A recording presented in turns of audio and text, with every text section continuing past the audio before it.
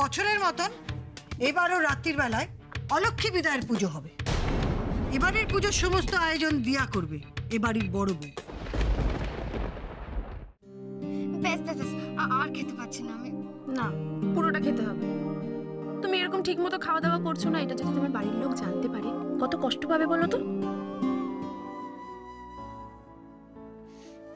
ঠিক বলেছো তো, সত্যি আমার বাড়ির লোকে না আমাকে নিয়ে ভীষণ চিন্তা করে জানো।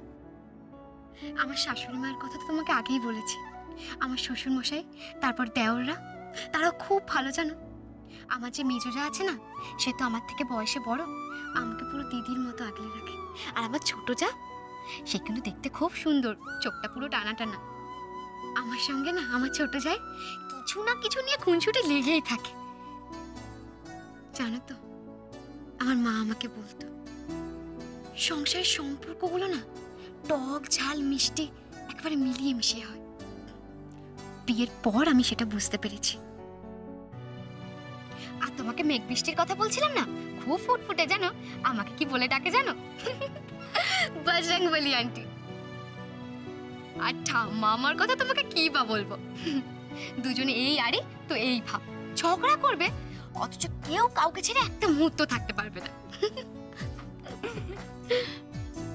তুমিও বাড়ির বড় বউ তাই না? অনেক দায়িত্ব তোমার। তা তো একটু আছে, তবে সব দায়িত্ব পালনে আমার স্যার আমার সঙ্গে থাকেন। আমার খুব খেয়াল রাখেন জানো, আমি ঠিক মতো খাচ্ছি কিনা, ঘুমোচ্ছি কিনা, আমার কোনো কিছুর অসুবিধা হচ্ছে কিনা। আর প্র্যাকটিসে যদি আমার একটু ভুল হয় ব্যাস, তাহলে আর আমার কোনো রক্ষা নেই। স্যার এই ব্যাপারে কি স্ট্রিক্ট তুমি জানো। অবশ্য স্যারের জন্যই আমি আজকে একাডেমিতে আসতে পেরেছি। স্যারের আমাকে নিয়ে না অনেক স্বপ্ন জানো তো। আমি স্যারকে কথা দিয়েছি যে আমি স্যারের সব স্বপ্ন সফল করবই। সত্যি দিয়া, তোমার সাহস আছে বলতে হবে। কি সুন্দর বিয়ের পরেও নিজের খেলাটা চালিয়ে যাচ্ছ। শাখা সিঁদুর সব কিছু পরে হাতে ব্যাডমিন্টনের র্যাকেট নিয়ে নিজের স্বপ্ন পূরণ করছো। ওই যে বললাম সবটাই স্যারের জন্য। স্যার না থাকলে হয়তো আমি আমাদের স্বপ্নটাই পূরণ করতে পারতাম না। তুমি তোমার স্যারকে খুব ভালোবাসো তাই না?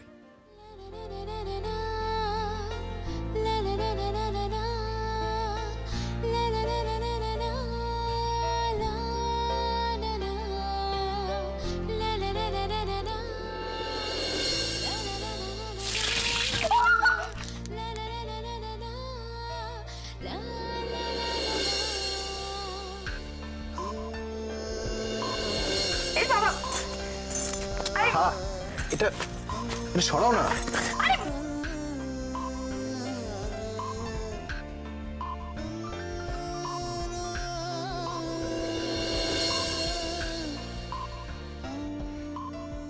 আর বাড়ির সবাইও যে তোমাকে খুব ভালোবাসে সেটা দেখেই বোঝা যাচ্ছে। কি সুন্দর লক্ষ্মী মেয়ে তুমি। জানো, একাডেমিতে যেদিন তুমি প্রথম এলে, সুন্দর শাড়ি পরে গয়না পরে তোমার দিক থেকে তো চোখই ফেরানো যাচ্ছিল না। আর তাই নিয়ে সবাই অনেক কথা বলছিল।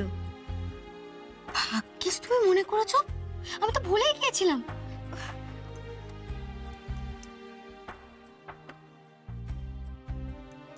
এই তো এর মধ্যে আমি গয়নাগুলো খুলে রেখেছি।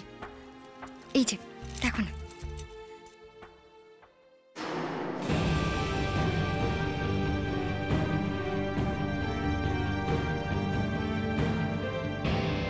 এত গয়না তুমি এভাবে রেখে দিয়েছো? একাডেমিতে তো আমাদের সবাইকে লকার দিয়েছে, সেই লকারে কেন ঢুকিয়ে রাখছো না তুমি? আমাকে তো কোনো লকার দেয়নি, তাই ভাবছিলাম যে এই গয়নাগুলো যদি তোমার লকারে রাখা যেত। এইভাবে তো গয়নাগুলো ফেলে রাখা ঠিক না। না, আমার লকারে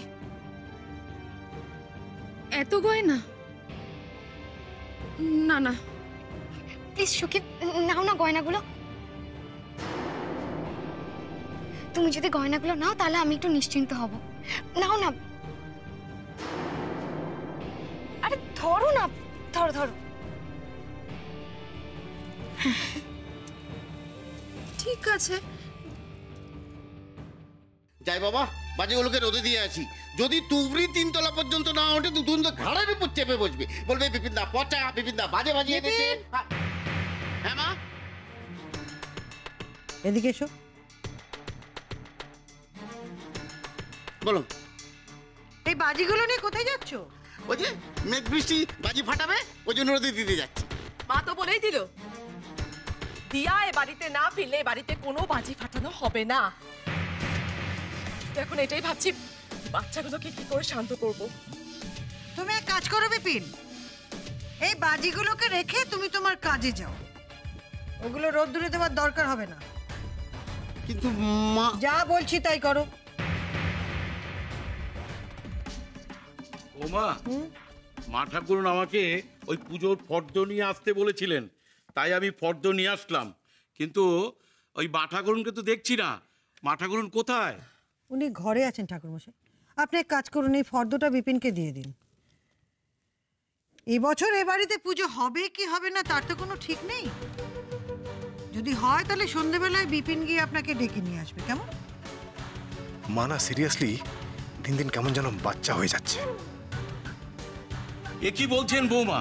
এত বছর ধরে এই বাড়িতে পুজো হয়ে আসছে, আজকে মা ঠাকুরনের চোখের সামনে সেই পুজো বন্ধ হয়ে যাবে? ঠাকুরমশাই, এত বছর ধরে যে পুজো হয়ে আসছে সেই পুজো রক্ষা করার দায়িত্ব এ প্রজন্মের। তারা যদি খেয়াল না রাখে আমরা কি করতে পারি বলুন? আমাদেরও তো বয়স হচ্ছে, একার কাঁধে আর কত দায়িত্ব নেব। ঠিক আছে, এটা আপনাদের বাড়ির ব্যাপার, আপনারা যা ভালো বুঝবেন তাই করবেন। তাহলে আমি আসি। হ্যাঁ, তাই ভালো। বিপিন, হ্যাঁ মা, এই বাজিগুলো ঘরে রেখে এসো। আর বাড়ি সাজানোর জন্য যে প্রদীপ বার করা হয়েছিল সেগুলোতে হাত দেবে না। তারপর সন্ধ্যাবেলায় অবস্থা বুঝে ব্যবস্থা হবে। মা আমার কথা শোনো, মা আমার কথা শোনো, তুমি প্লিজ এসব বন্ধ করো প্লিজ। মা দেখো, বছরে মাত্র একটা বার এই দিনটা আসে, আর এই দিনটা বাচ্চাগুলো বাজি পোড়াবে না, ওরা আনন্দ করবে না? ঠাম্মি আম্মা কত আশা করে পুজোর জন্য বসে আছে, আর এই বাড়িতে পুজো হবে না? মা সকলেই তো কত আশা করে বসে থাকে আর্য। বেশ, তো এবারের সকলের আশা পূরণ করার দায়িত্বটা তাহলে তুই নে। বেশ মা, আমি তাই নিলাম। তোমরা তো চাও যে দিয়া একাডেমি থেকে এই বাড়িতে ফিরে এসে আজকে পুজোর আয়োজন করুক, প্রদীপ জ্বালাক।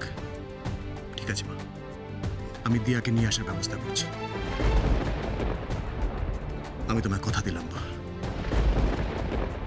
তুই না হয় আমায় কথা দিলি, কিন্তু তোর বউ খেলা ছেড়ে বাড়িতে আসতে রাজি হবে তো?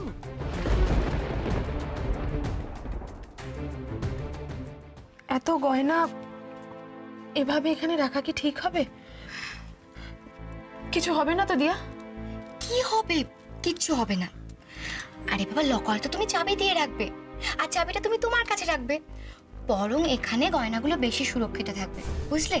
আর একাডেমিতে এখন ছুটি হয়ে যাবে, তখন এগুলো নিয়ে চলে যাবো, ব্যাস। তুমি এত চিন্তা করছো কেন? নাও, গয়নাগুলো রাখো রাখো রাখো রাখো।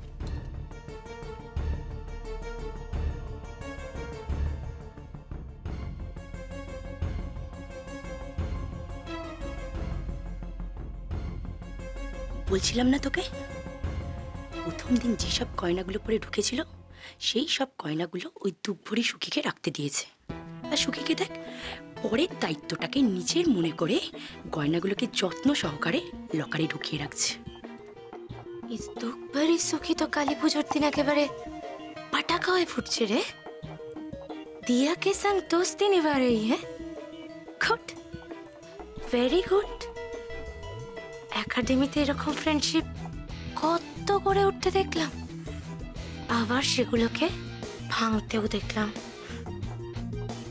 আচ্ছা, আমরা এই সিচুয়েশনটার ফায়দা নেব তো শালুদি? অফকোর্স নেব। ঝিকে মেরে বউকে শিক্ষা দেব, আর বেচারি সুখী দিয়ার সঙ্গে ফ্রেন্ডশিপের মাসুল গুনতে হবে ওকে।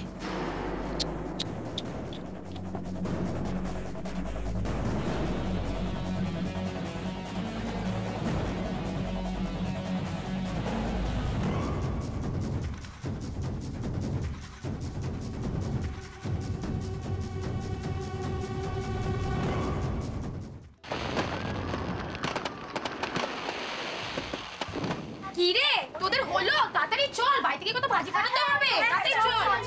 তোদের কি মজা রে, তোরা বাড়ি ফিরে প্রদীপ জ্বালাবি, বাজি ফাটাবি, ঠাকুর দেখতে বেরোবি। আমরা তো স্পেশাল ট্রেনিং বলে বাড়ি ফিরতে পারবো না। চল তোদের একটু এগিয়ে দিয়ে আসি। হ্যাঁ চল চল চল। এ রিয়া আসছি, টাটা। হ্যাঁ এই সুকি আসছি, টাটা। হ্যাঁ এই আসছি টাটা টাটা। চল ওদের এগিয়ে দিয়ে আসি।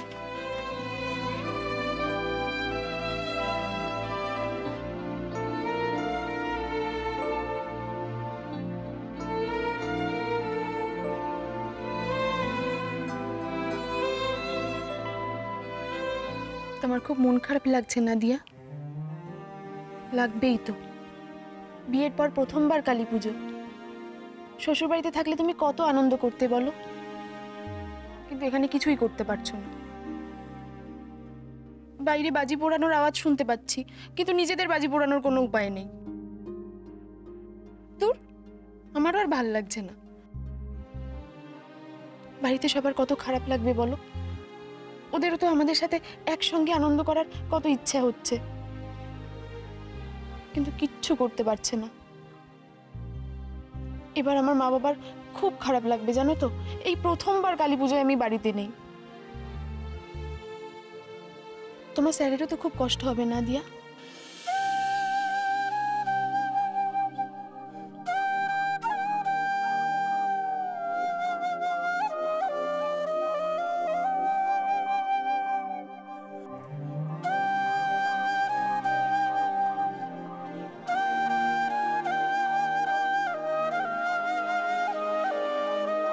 আমার জন্য আপনার কষ্ট হচ্ছে স্যার? আমাকে একটু মিস করছেন?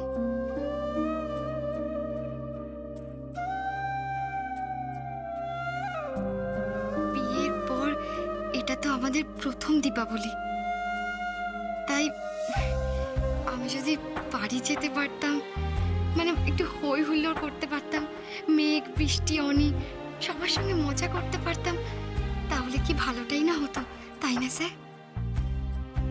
আপনি এখন কি করছেন স্যার? মেঘ বৃষ্টির সঙ্গে বাজি ফাটাচ্ছেন? নাকি আমি বাজি ফাটাতে পারছি না, আনন্দ করতে পারছি না, তাই আপনিও? জানেন তো স্যার, আমি না তুবড়ি ফাটাতে খুব ভালোবাসি। আলোর মালা ঝরে পড়ে আর সবকিছু কি সুন্দর দেখতে লাগে। আচ্ছা, আপনার কোন বাজিটা ফেভারিট স্যার? আমি বাড়িতে থাকলে আমার সঙ্গে বাজি ফাটাবেন?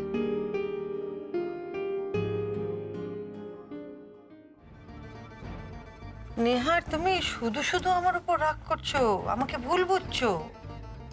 আমি তো তোমাকে শুধু শুধু ভুল বুঝছি না মা। আমি শুধু একটা কথাই ভাবছি যে আমি তোমাকে একটা সাজেশন দিয়েছিলাম, সেই সাজেশনটা মেনে তুমি যদি দিয়াকে বাড়ি থেকে তাড়িয়ে দেবার ডিসিশনটা নিতে, তাহলে কালী পুজোর দিন বাড়িটা এরকম অন্ধকার হয়ে থাকতো না। এই অন্ধকার বাড়িতে আমাদের ভূতের মতো থাকতে হতো না মা। সারা বাড়ি আলোয় ঝলমল করতো, কারণ দিয়াকে বাড়ি থেকে বার করে দেবার সেলিব্রেশনের আনন্দটা আমাদের দ্বিগুণ হতো। কিন্তু না, তুমি তো তা করলে না। তুমি দাদাভাইকে এমন একটা শর্ত দিলে যে দাদাভাই দিয়াকে বাড়িতে ফিরিয়ে আনার সিদ্ধান্ত নিতে বাধ্য। আর এটা তোমরা সবাই খুব ভালো মতো জানি যে তোমাকে দেওয়া কথা দাদাভাই যেন তেন প্রকারে রাখবে।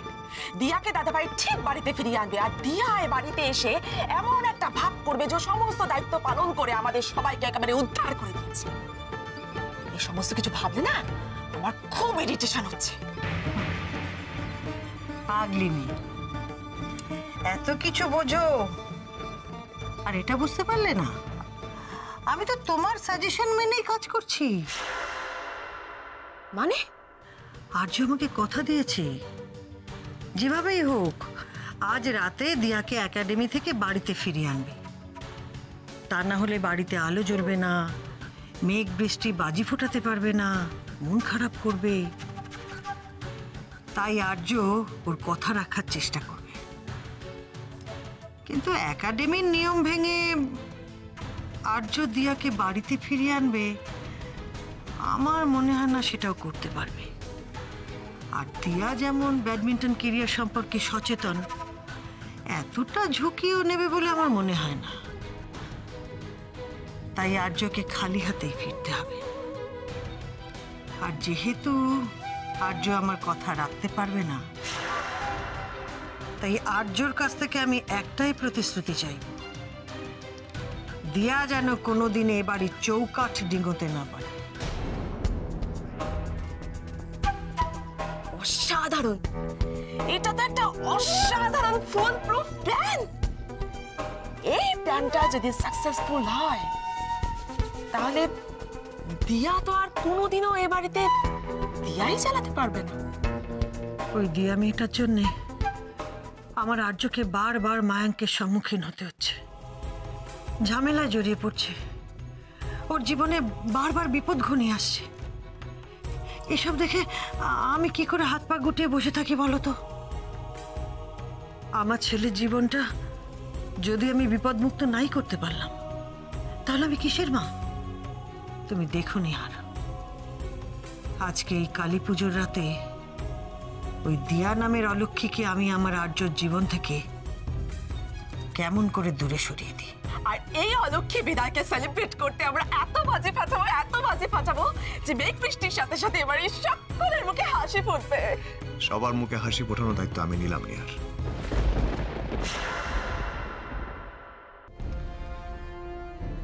আমি জানি যে দিয়া বাড়িতে ফিরে না এলে এ বাড়িতে উৎসবের আনন্দ ফিরে আসবে না, তাই আমি দিয়াকে একাডেমি থেকে ফিরিয়ে আনতে যাচ্ছি। আমি জানি যে এটা সহজ হবে না, কিন্তু তুমি আমি আশীর্বাদ করো যাতে আমার উদ্দেশ্যে আমি সফল হই।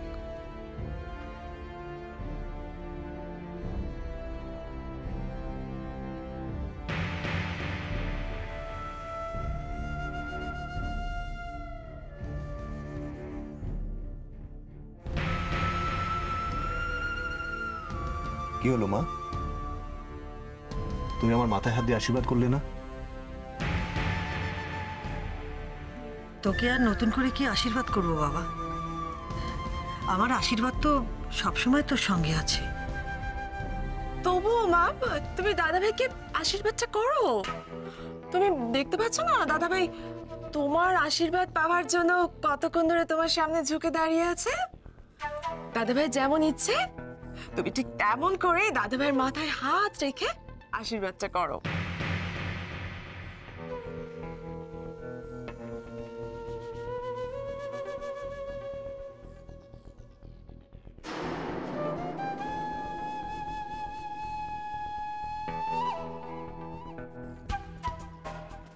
দাদাভাই, তোমাকে মা আশীর্বাদ করে দিয়েছে, তুমি আর দেরি করো না, যাও কি দিয়াকে কি নিয়ে এসো।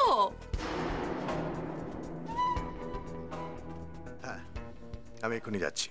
আসি মা। সাবধানে যাস বাবা, চারিদিকে যা বাজি ফাটানো হচ্ছে। ডোন্ট ওয়ারি মা, কেন তুমি পুজোর দিন শুধু শুধু চিন্তা করছো? তোমার আশীর্বাদ যখন আমার সঙ্গে আছে, আমি দিয়াকে নিয়েই ফিরবো। আর নিয়ার, মেঘ বৃষ্টিকে বলো ওরা প্রত্যেক বছরের মতো এবারও ধুমধাম করে বাজি পোড়াবে। ওকে, আসি মা।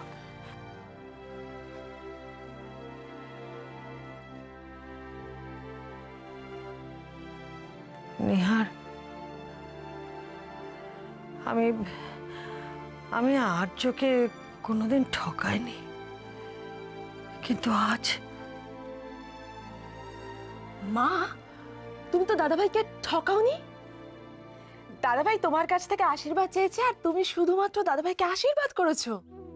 কিন্তু হ্যাঁ, তফাৎ শুধু একটাই, দাদাভাই তোমার কাছ থেকে আশীর্বাদ চেয়েছে দিয়াকে যাতে দাদাভাই ঠিক মতো একাডেমি থেকে বাড়িতে নিয়ে আসতে পারে। আর তুমি দাদাভাইকে আশীর্বাদ করেছো এটা ভেবে যে দাদাভাই যাতে দিয়াকে আর কোনোদিনও এ বাড়িতে ফিরিয়ে আনতে না পারে। That's it. আর ওই যে কথা আছে না, everything is fair in love and war. তবু নিহার, আমি আজ যা করলাম কেন জানি না মন থেকে মেনে নিতে পারছি না। মা, আমরা তো অনেক কিছু মন থেকে মেনে নিতে পারি না, বাট তুমি তোমার মনকে শান্ত করার জন্য শুধু এটাই বোঝাও যে যা কিছু করছো তুমি সবটা দাদাভাইয়ের ভালোর জন্য। সেটা কি আর্য বুঝবে? বুঝবে বুঝবে মা, দাদাভাই সময় হলে সব বুঝবে। আর দাদা ভাই ওটাও খুব তাড়াতাড়ি বুঝে যাবে যে দিয়াকে নিয়ে বাড়ি ফেরা আজকে তার কপালে নেই। এই অলক্ষ্মী বিদায়ের খবরটা এক্ষুনি তো ত্রিনাকে দিতে হবে, কারণ ত্রিনাকে তো যত তাড়াতাড়ি সম্ভব এবারে লক্ষ্মী হওয়ার প্রিপারেশন শুরু করে দিতে হবে।